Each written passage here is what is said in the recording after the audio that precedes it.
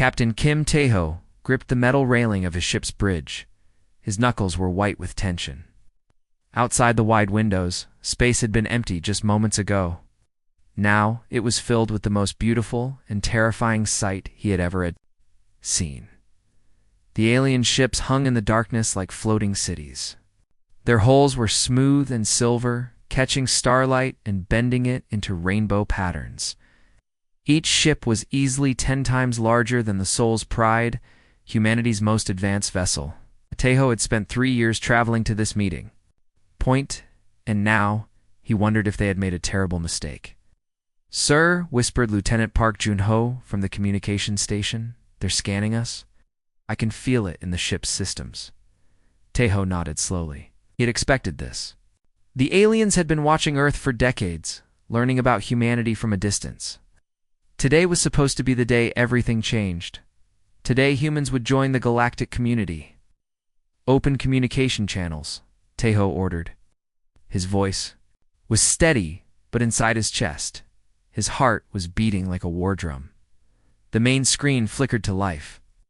The face that appeared was not human, but it was hauntingly beautiful. The alien's skin looked like living crystal, shifting between blue and silver as it moved. Its eyes were large and bright like stars trapped in glass. When it spoke, its voice was like music played on instruments Tae-ho had never heard. "I am Ambassador Veltar of the Zephyrian Coalition," the alien said. "We have watched your species. For a long time, humans of Earth. We know what you are." Dr. Park Soman stepped forward. She was humanity's best expert on alien life, though she had never actually met one before today. Her hands were shaking slightly as she smoothed her uniform. "We greet you in peace, Ambassador," she said. "We have come seeking friendship and knowledge. Humanity has learned much from our past mistakes. We want to grow, to become better." The alien's crystal face remained perfectly still for a long moment. Then its eyes began to glow brighter, like flames trapped in ice. "Your past?" Veltar's voice grew colder. "Your past is written in blood and bones. Your present is no different. Even as we speak, your planet hosts 47 active wars. Your people kill each other for resources, for land, for ideas. Your entertainment celebrates violence. Your children play games of war and death." Tae-ho felt his stomach drop. This was not how the meeting was supposed to go. Years of preparation. Years of hope, and it was falling apart in the first few minutes. Lee Jae-soon, the expedition's diplomatic expert, stepped up beside Dr. Park. His face was pale, but determined. "Every species has growing pains," he said carefully. "We have learned from our conflicts. We've established a united Earth government. We come here not as warriors, but as students." Students, Veltar's laugh was like breaking glass. "Are predators. Your very evolution is built upon the bones of countless extinct species. Your ancestors survived by killing everything that threatened them. You carry that violence in your genes, in your minds, in your souls." The alien's image shifted, and suddenly the screen showed images of Earth. Cities burning during past wars. Forests being cut down. Animals going extinct. Nuclear weapons exploding in test sites. The images flashed by quickly, but each one hit Tae-ho like a physical blow. "We have studied your biology," Veltar continued. "We have analyzed your psychology. We have observed your behavior patterns. You are not ready for the stars. You are not ready for contact with peaceful species. You are demons wearing the mask of intelligence." "That's not fair," Dr. Park protested. "Yes, we have made mistakes. Yes, we have been violent. But we have also created art, music, literature. We have love, compassion, sacrifice. We have mothers who die for their children and strangers who risk their lives to save others. Exceptions, Veltar dismissed. Tiny lights in an ocean of darkness. Your species is driven by fear, anger, and greed. You would spread like a disease across the galaxy, bringing chaos and destruction wherever you go." The images on the screen changed again. Now it showed the beautiful alien homeworlds, cities that looked like gardens, of beings of different species, working together in harmony. It's technology that enhanced life rather than destroying it. "This is what we have built," Veltar said. "Peace, harmony, Cooperation? For 10,000 years, the Coalition has maintained order in this galaxy. We will not allow you to destroy it. You don't understand, Tejo said, finally finding his voice. We can change. We can learn. We can be better. No, Veltar's voice was final. You cannot. It is not in your nature. You are what you are, and you will always be what you are. Demons. The screen went dark. Around the Soul's Pride, the alien ships began to move. They formed a perfect circle around the human vessel, their weapons clearly visible. Captain Lieutenant Park called out, his voice tight with fear. They're not targeting us. They're building something. Tejo watched in horror as streams of energy began to flow between the alien ships. The energy formed a web, then a barrier, then something that looked like a solid wall of light. The Sol system is now under quarantine, Veltar's voice came. Through the speakers one last time, you will not leave. You will not spread. You will remain in your cage until you learn to be something other than demons. If you ever learn, the communication cut off. The alien ships vanished as suddenly as they had appeared. The Soul's Pride was alone in space, surrounded by an invisible wall that would keep humanity trapped in their own solar system. Tejo stared. At the empty space where the alien fleet had been, humanity's first contact with galactic civilization was over. They had been judged, found wanting, sentenced to isolation. They were alone. Admiral Han de Jean stood at the wide window of Luna Base, looking out at the Earth below. The blue and green planet looked peaceful from this distance, but she knew better. For 30 years, humanity had been trapped in their own solar system like animals in a cage. Those 30 years had changed everything. She turned back to her command center, where dozens of officers worked at glowing screens. The room hummed with quiet activity. Ships were being built, weapons were being tested, and plans were being made. Humanity had learned to make the best of their prison. Admiral, called Lieutenant Choi Min-ho from his station.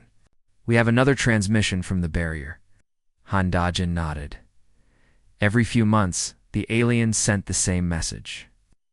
A reminder that humanity was still being watched, still being judged, still being kept away from the rest of the galaxy.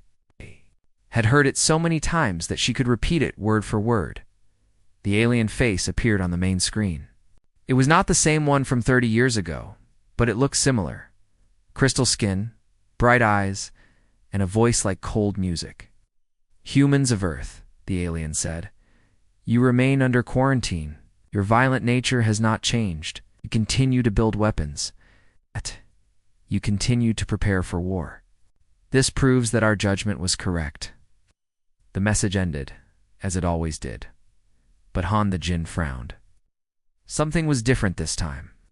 The alien's voice had been steady, but there was something underneath it, something that had not been there. Before Dr. Yoon, she called to the woman at the analysis station. What do you think, Dr. Yoon? Hae-won had spent 15 years studying every alien transmission.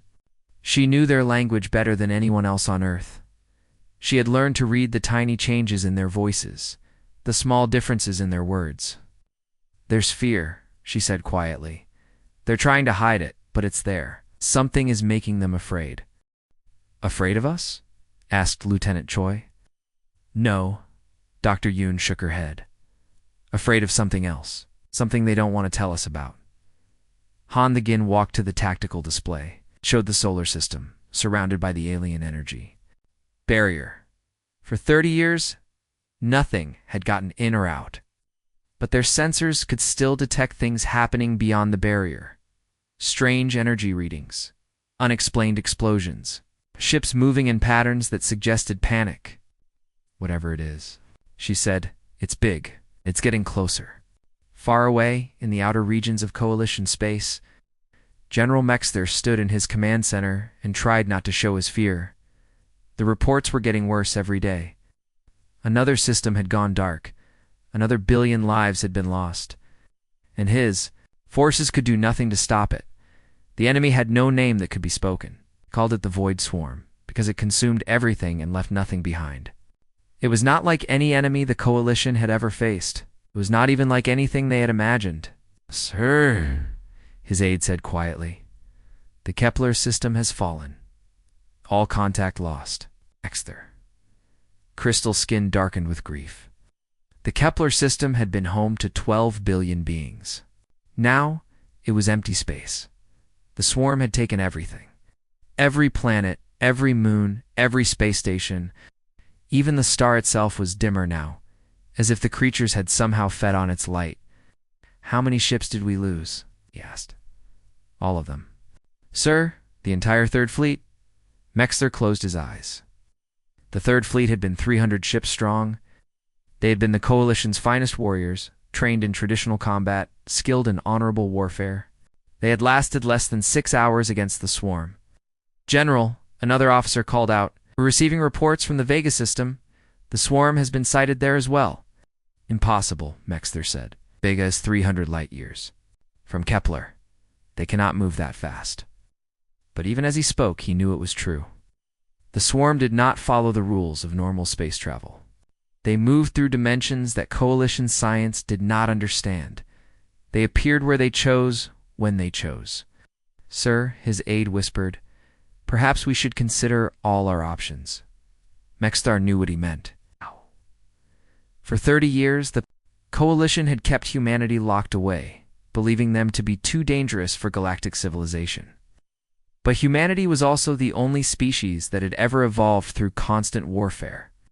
They were the only ones who might understand how to fight an enemy like the swarm. "No," Mexter said firmly. "The humans are demons. They would be even worse than the swarm. At least the swarm is mindless. Humans choose to be violent." Even as he spoke, he wondered if he was right. The Coalition's way of fighting was based on honor, on rules, on mercy. They struck with precision. They protected civilians. They followed ancient codes of conduct. It was what made them civilized. The swarm followed no rules. It showed no mercy. It consumed everything it touched. "Perhaps," his aide said very quietly, "we need demons to fight demons." Mexter did not answer. He stood at his window, looking out at the stars, wondering how many of them would still be shining tomorrow. Back on Luna Base, Admiral Hundajin watched the latest sensor readings. Something big was happening out there. Something that was making the all-powerful Coalition afraid. "Keep monitoring," she told her staff. "Whatever is coming, we need to be ready." She did not know that humanity's 30 years of isolation were about to end. She did not know that the galaxy was about to discover that sometimes the only way to fight monsters was to become monsters yourself. The swarm was coming, and soon the Coalition would have to choose between their principles and their survival. General Mexter watched his greatest fortress die. The defense platforms around Kepler 44 to be had taken 50 years to build. They were armed with the most advanced weapons in the galaxy. Each platform could destroy a moon with a single shot. Now, they were being torn apart like paper toys. The enemy did not look like any living thing he had ever seen. They moved like black liquid, flowing through space without ships or protection. When his weapons hit them, they simply absorbed the energy and grew stronger. When his forces tried new tactics, the creatures learned and adapted within minutes. "Sir." His communications officer called out, "Platform 7 is requesting permission to evacuate." "Denied," Mexter said automatically. "They must hold the line." But even as he spoke, he watched Platform 7 disappear into the black mass of the swarm. The creatures flowed over it like water, consuming metal and energy alike. In seconds, there was nothing left but empty space. "Fall back to the secondary line," he ordered, though his heart was heavy with failure. The secondary line was supposed to be backup. It was all they had left. His aide approached carefully. "Sir, that makes 7 defensive lines broken in 2 months. The swarm is moving faster than we anticipated." Mexera nodded grimly. For 10,000 years, the Coalition had maintained peace through strength. Their weapons were precise, their tactics were honorable, and their victories were clean. They fought like gentlemen, following ancient rules of warfare that protected civilians and limited destruction. The swarm followed no rules. It consumed everything it touched and left nothing behind. 3,000 light-years away, on Luna Base, Admiral Han Dudgeon watched the intercepted communications with growing interest. The aliens were panicking. Their transmissions were becoming more desperate every day. "Another system has gone dark," reported Lieutenant Choi Min-ho. "The aliens are pulling back their fleets." Captain Kim Tae-ho studied the tactical displays. He was older now, his hair gray and his face lined with 30 years of frustration. But his eyes were still sharp, and his mind was still quick. "Look at their formations," he said to his staff. "They're still flying in perfect lines, still following. They're pretty patterns. This enemy is adapting to everything they do, and they keep doing the same things." Lieutenant Commander Park Jin-woo nodded. "It's like watching a chess master play against a learning computer. Computer gets better with every move, but the chess master keeps using the same old strategies." Dr. Song Myung, the fleet's expert on alien biology, pulled up her analysis. "The swarm is not just learning their tactics, it's learning their technology. Every time they use a weapon, the creatures become resistant to it. Every time they try a new formation, the swarm finds a way to counter it. That's what happens when you fight the same way for 10,000 years, Kim Tae-ho said. Predictable and predictable gets you killed." The transmission came in the middle of the night. Earth time. Admiral Han the Jin was woken by the emergency alert. She rushed to the command center, where her staff was already gathered around the main screen. The face that appeared was familiar. It was Ambassador Veltar, the same alien who had condemned humanity 30 years ago. But he looked different now. His crystal skin was cracked and dim. His bright eyes were clouded with exhaustion and fear. "Humans of Earth," he began, and his voice was nothing like the proud, cold tone from decades past. "The galaxy faces extinction.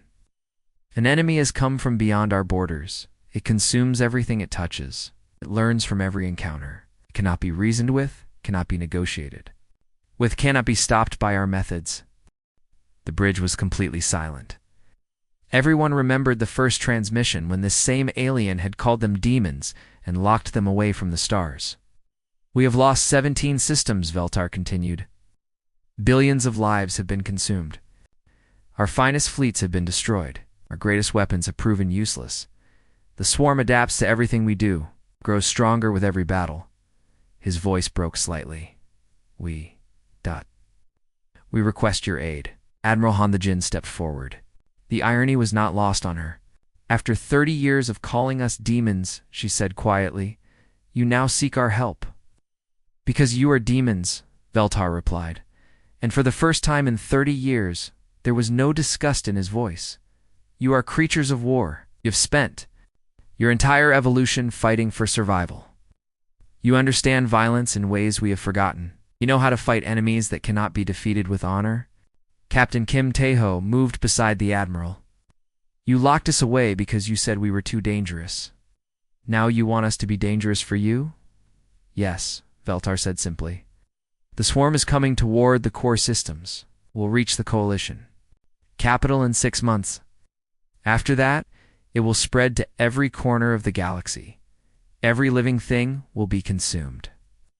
Every world will become empty space." He paused, and when he spoke again, his voice was barely a whisper. "We have learned that sometimes the greatest threat can become the greatest hope. We need you to be what we cannot be. We need you to be monsters, so that we can survive to remain civilized." The transmission ended. The command center remained silent for a long moment. Then Admiral Han the Jin smiled grimly. "Prepare the fleet," she ordered. "It seems the demons are finally being let out of their cage." After 30 years of imprisonment, humanity was about to show the galaxy what they were truly capable of. The swarm had no idea what was coming for them. The human fleet burst through the energy barrier like wild animals breaking free from a cage. Admiral Han the Jin stood on the bridge of her flagship, watching as her ship spread out across space. For 30 years they had been trapped. Now they were free, and they were angry. "All ships, listen carefully," she spoke into the communication. "System, we are not here to look pretty. We're not here to follow rules. We're here to kill an enemy that wants to eat the galaxy. Fight like the demons they called us." The human ships looked nothing like the elegant coalition vessels.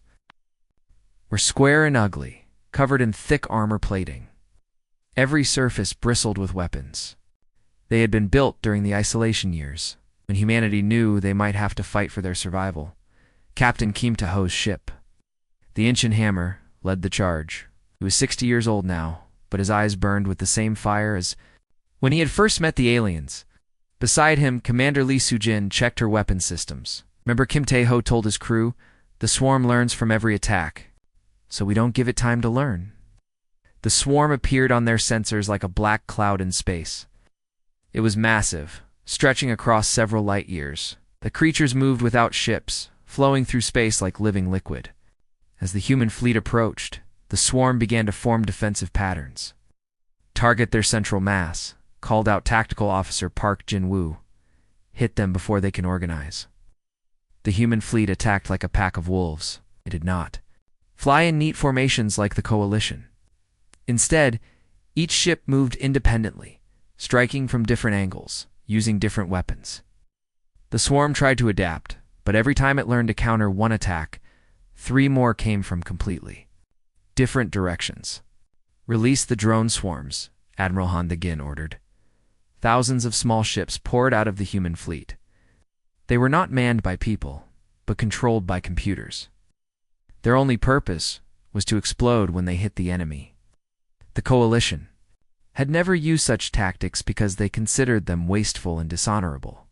Humans did not care about honor. They cared about winning. The suicide drones slammed into the swarm like a meteor shower. Each explosion sent waves of energy through the enemy formation. The creatures tried to absorb the energy as they had with coalition weapons, but there was too much of it coming too fast. "They're trying to learn our attack patterns," reported Dr. Song Mi-young from the science station. "We're not using patterns." She was right. The swarm's greatest strength was its ability to adapt. It could learn from any attack and develop defenses against it. But the humans were not giving it anything consistent to learn from. One moment they used energy weapons, the next they used missiles. One moment they attacked in groups, the next they attacked alone. "Deploy the bioweapons," Admiral Han De-jin ordered. This was something the coalition had never tried. Dr. Song Young had spent years developing viruses that could attack the swarm's biomechanical components. The weapons were released in clouds of invisible death that spread through the enemy formation. "The viruses are working," Dr. Song reported. "But the swarm is trying to adapt to them." "Then change the viruses," Han De-jin replied. "Every 10 minutes, release a new version." The human approach was simple, but effective. They knew they could not outthink the swarm, so they did not try. Instead, they changed their tactics so fast that the enemy could not keep up. It was like trying to hit a target that was constantly moving. Captain Kim Tae-ho's ship dove deep into the enemy formation. His crew worked with deadly efficiency, switching between weapon systems every few seconds. When the swarm tried to surround them, they used their engines to ram through the enemy lines.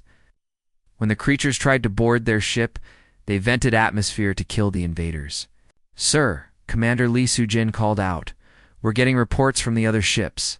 The swarm is starting to retreat." Kim Tae-ho smiled grimly. "Good, but don't let up. Keep hitting them." Far away on his command ship, Coalition General Mexter watched in amazement. The human fleet was doing something his forces had never managed. They were making the swarm afraid. "They fight without honor," he whispered to his aide. "They use weapons that kill their own pilots. They attack without warning. They show no mercy. They fight to win," his aide replied. "That's what honor really means." The battle lasted for 6 hours. It was over. The swarm had retreated for the first time in months. The human fleet had lost 30% of their ships, but they had achieved something impossible. They had stopped the unstoppable enemy. Admiral Han De-gin received a communication from General Mexter. The alien's crystal face appeared on her screen, but his expression was different now. There was respect in his eyes. "We have watched your tactics," he said. "You do not understand them. You sacrifice your own people. You use weapons we would consider shameful. You fight like wild animals." "Yes," Han De-jin replied. "We do." "And it works," Mexter admitted. "For the first time in months, the swarm has retreated. You have done what we could not do with all our advanced technology and honorable tactics." "That's because you forgot something important," Han De-jin said. "Sometimes the only way to fight monsters is to become monsters yourself. You called us demons for 30 years. Oh, you know why? The tide of the war had turned. The swarm was no longer unstoppable. Humanity had shown the galaxy that sometimes being civilized was not enough. Sometimes you needed demons. The Vega system was dying. Admiral Han de Jin stood on the bridge of the Soul's Vengeance, watching as the swarm's breeding facility consumed the light from the system's star. The massive structure was 10 times larger than Earth's moon, a writhing mass of biomechanical horror that pulsed with stolen energy. "Sensor report," she ordered. 10,000 swarm vessels protecting the facility, reported Lieutenant Choi Minho. "Our combined fleet has 1,000 ships. 10-to-1 odds," Han Vijin said calmly. "I've seen worse." She hadn't, but her crew needed to believe they could win. Around her, the bridge crew worked with quiet efficiency. These were people who had grown up in the isolation years, who had been told their entire lives that they were demons, too dangerous for the galaxy. Now they were about to prove it. "All units, listen carefully," she spoke into the communication system. "The swarm's breeding facility is where they make new creatures. If we destroy it, we cripple their ability to replace losses. This is our chance to end this war." The combined human coalition fleet moved toward the facility. The coalition ships looked different now. It removed their decorative hull plating and added more weapons. They flew in loose formations instead of perfect lines. In 6 months of fighting alongside humans, they'd learned that survival was more important than looking good. "General." Mexther's voice came through the communication system. "Human fleet, we are ready to begin the assault. Remember what we taught you," Han the Jin replied. "Hit them fast, hit them hard, and don't give them time to adapt." The battle began with a coordinated strike from both fleets. Human ships dove straight into the enemy formation, while coalition vessels provided covering fire. The swarm responded immediately, but their usual tactics were less effective now. The coalition ships no longer flew in predictable patterns. Captain Kim Tae-ho commanded the boarding assault from his ship, the Incheon Hammer. At 60 years old, he was too old to be leading ground attacks, but he had volunteered anyway. This was personal for him. He had been at the first contact 30 years ago, when the aliens had called humans demons and locked them away. "Boarding. Teams prepare for assault," he announced. "We're going into the heart of that thing." His team was small, but deadly. Lieutenant Commander Park Jin-woo handled tactics, while Marine Captain Choi The-won led the ground forces. Dr. Song Mi-young provided scientific support. Though she had also learned to fight during the isolation years, the Incheon Hammer crashed through the facility's outer defenses. The ship's hull scraped against biomechanical walls that tried to heal themselves faster than the humans could cut through them. Emergency lights flashed red as the ship's systems overloaded. "Hull breach in sections 4 through 7, reported the engineering officer. "We're losing atmosphere. Seal what you can," Kim Tae-ho ordered. "We only need to hold together long enough to get inside." The ship finally broke through into the facility's interior. Kim Tae-ho and his team rushed through the corridors, fighting creatures that looked like nightmares made real. The swarm had learned to create soldiers specifically designed to fight humans, but humans had learned to fight back. "The central node is through here," Dr. Song called out over the communication system. Her voice was tight with fear and exhaustion. "But the casualties. We're losing too many people." "Are necessary?" Kim Tae-ho finished grimly. He had seen the casualty reports. Half of his boarding team was already dead. The other half was wounded, but they were still moving forward. "We've been called demons for 30 years. It's time to prove them right." The central node was a massive chamber filled with pulsing organic machinery. It was here that the swarm created new creatures, processing the matter and energy it had stolen from consumed worlds. The room was beautiful in a horrifying way, like the inside of a living jewel. "Place the charges," Kim Tae-ho ordered. "Maximum yield," Sir Park Jin-woo said quietly. "At this distance, we won't be able to get clear in time." Kim Tae-ho nodded. He had known this was a one-way mission from the beginning. "Then we don't get clear. We do our job." The charges were set with practiced efficiency. As the team prepared to activate them, Kim Tae-ho thought about the last 30 years. Humanity had been locked away, treated like dangerous animals. Now they were about to save the galaxy, and it was going to cost them everything. "Charges armed," reported Captain Choi the One. "Detonation in 30 seconds." The explosion tore through the facility like a star being born. The central node collapsed in on itself, sending shockwaves through the entire structure. The breeding facility, which had taken the swarm decades to build, was destroyed in seconds. Admiral Han Dudgeon watched from her ship as the facility died. The explosion was so bright it could be seen from several star systems away. When the light faded, there was nothing left but empty space and debris. Admiral Lieutenant Choi called out, "We're receiving a transmission from General Mexther." The alien's crystal face appeared on the screen. For the first time since Han the Jinn had known him, he was smiling. "The swarm is broken," he reported. "Their remaining forces are retreating beyond the galactic rim. The breeding facility's destruction has crippled their ability to replace losses. You have saved us all."